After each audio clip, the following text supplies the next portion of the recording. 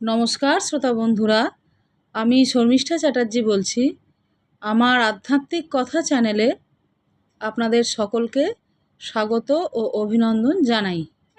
বন্ধুরা, পরমেশ্বরের কৃপায় আপনারা নিশ্চয়ই সকলে ভালো আছেন এবং সুস্থ আছেন। আজ আমি স্বামী অভেদানন্দের লীলা সংবরণ বা রামকৃষ্ণ লোকের যাত্রার পূর্বেকার কিছু ঘটনা আপনাদের কাছে পাঠ করে শোনাব। আশা করি আপনাদের ভালো লাগবে। আসুন প্রথমে আমরা ঠাকুর পরমহংসদেব, শ্রী শ্রী মা শারদামণি দেবী, স্বামী বিবেকানন্দ এবং স্বামী অভেদানন্দের প্রণাম মন্ত্র উচ্চারণ করি। ওং স্থাপকায় চ ধর্মস্য সর্বধর্ম স্বরূপিণে অবতার বরিষ্ঠায় রামকৃষ্ণায় তে নমো নমঃ। জননীং শারদাং দেবীং রামকৃষ্ণং জগৎগুরুং পাদপদ্মে ত্রয় শ্রিত্বা প্রণমামি মুহুর্মুহুঃ। নমঃ শ্রী জ্যোতিরাজায় বিবেকানন্দ সুরয়ে সচ্চিৎ সুখ স্বরূপায় স্বামিনে ক্লেশহারিণে।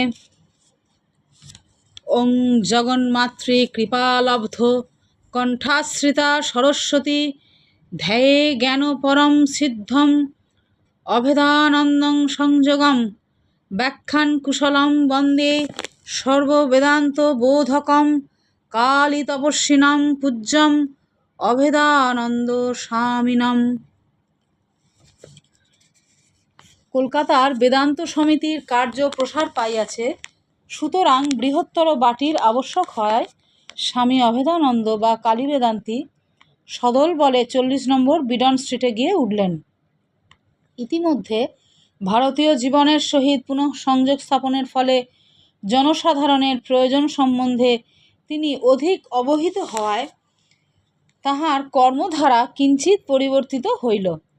তিনি স্থির করিলেন যে এই দরিদ্র দেশে সমিতির কর্মীবৃন্দকে বেদান্ত প্রচারের সহিত শিক্ষা ও সমাজসেবায়ও আত্মনিয়োগ করিতে হইবে। এইরূপে দার্জিলিং ও কলকাতার কেন্দ্রদ্বয় সমাজ কল্যাণেও যথাসম্ভব আত্মোৎসর্গ করিল।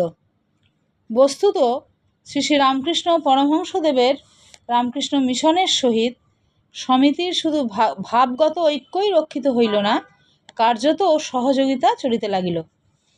এতদ্ব্যতীত স্বামী শিবানন্দ বা মহাপুরুষ মহারাজ ও স্বামী শারদানন্দজি বা শরৎ মহারাজ প্রভৃতি প্রাচীন সন্ন্যাসীদের সমিতিতে আগমন ও স্বামী অভেদানন্দের বেলুর মঠে প্রায়শ গমনের দ্বারা সংযোগ সূত্র দৃঢ়ীকৃত হইল।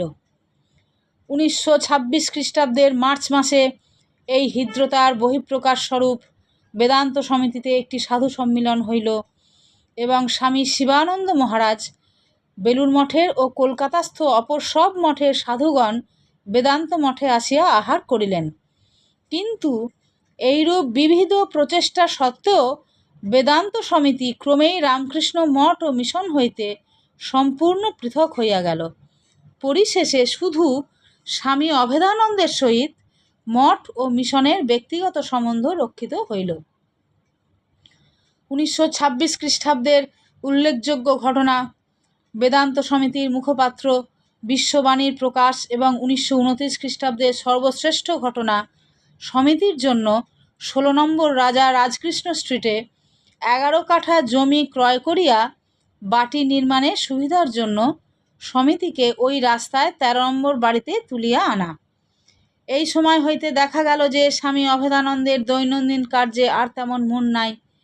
তিনি যেন স্বীয় সন্তানদিগকেই সর্বকার্যে সম্মুখে ঠেলিয়া দিয়া নিজে পশ্চাতে চলিয়া যাইতে সচেষ্ট।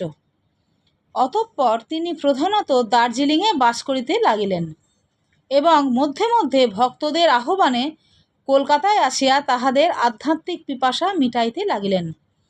স্বামী ব্রহ্মানন্দজি বা রাখাল মহারাজ একসময় বলিয়াছিলেন, কালী যখন তার বাইরের কাজ কমিয়ে দেবে তখনই তাঁর আধ্যাত্মিক শক্তির বিকাশ লোকে বুঝতে পারবে।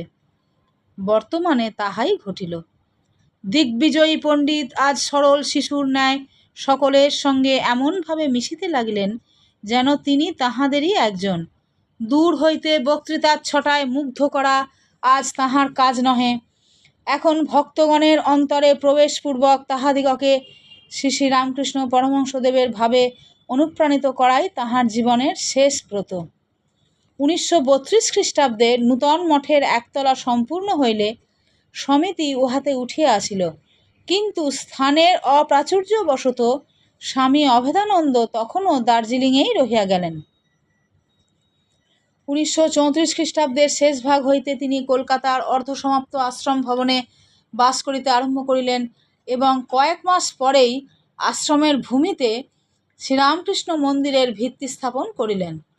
কলকাতা ও দার্জিলিংয়ের আশ্রম দুইটিকে দেবোত্তর সম্পত্তি করিয়া দিবার আকাঙ্ক্ষা দীর্ঘকাল যাবৎ তাহার মনে ছিল, কিন্তু কলকাতার সম্পত্তি ঋণভারে জর্জরিত থাকায় উহাকে আপাতত দেবোত্তর করিতে পারিলেন না। 1936 খ্রিস্টাব্দের মে মাসে দার্জিলিংয়ের আশ্রমটিকে ঐরূপ করিয়া দিলেন। তখন শ্রীরামকৃষ্ণ শতবার্ষিকী উৎসব চলিতেছিল। 1937 অব্দের 1 মার্চ তিনি টাউন হলে পার্লামেন্ট অফ রিলিজিয়ানের উদ্বোধন সভায় সভাপতিত্ব করিলেন। সেই দিন তাহাকে 2 বার বক্তৃতা দিতে হইয়াছিল। ইহার পরদিন তিনি লিখিত প্রবন্ধ পাঠ করেন। ইহাই তাহার শেষ অভিভাষণ। ইতোমধ্যে বেদান্ত সমিতিতে মন্দিরের কার্য শেষ হইয়া গিয়াছে। 2রা মার্চ শ্রীরামকৃষ্ণের জন্মতিথি উপলক্ষে তিনি কলকাতার আশ্রমে বিবেকানন্দ স্মৃতি ভবনের দ্বারোদ্ঘাটন করিলেন। দার্জিলিংয়ের আশ্রমে তখনও শ্রী শ্রী ঠাকুরের প্রতিষ্ঠা হয় নাই, তাই তিনি সেখানে যাইয়া 29 আগস্ট শ্রী শ্রী ঠাকুরের পটে প্রাণ প্রতিষ্ঠা করিলেন। ইহাই তাহার শেষ দার্জিলিং গমন। অতঃপর কলকাতায় ফিরিয়া আসিয়া আর মাত্র 1.5 বৎসর তিনি মর্তধামে ছিলেন।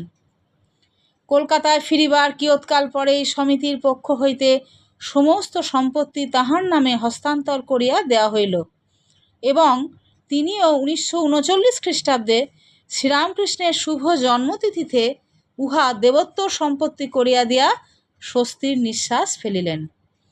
তাহার জীবনের আরেকটি অসমাপ্ত কার্য ছিল তাহার অপ্রকাশিত বক্তৃতাবলী একবার দেখিয়া দেওয়া। সুতরাং আহারের পর প্রতি রাত্রে প্রধান প্রধান বক্তৃতাগুলির পাঠ চলিতে লাগিল।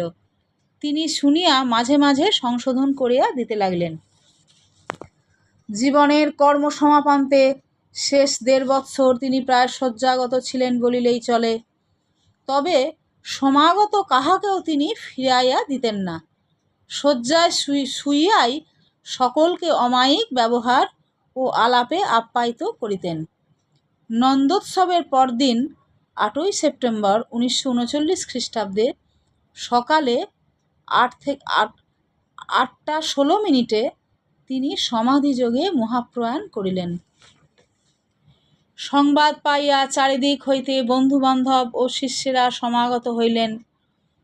বেলুর মঠ ও উদ্বোধনাদি কলকাতার মঠগুলি হইতে সাধুরা আসিয়া শেষ দর্শন করিয়া গেলেন এবং শেষকৃত্যে যোগ দিয়া শ্রদ্ধাঞ্জলি অর্পণ করিলেন।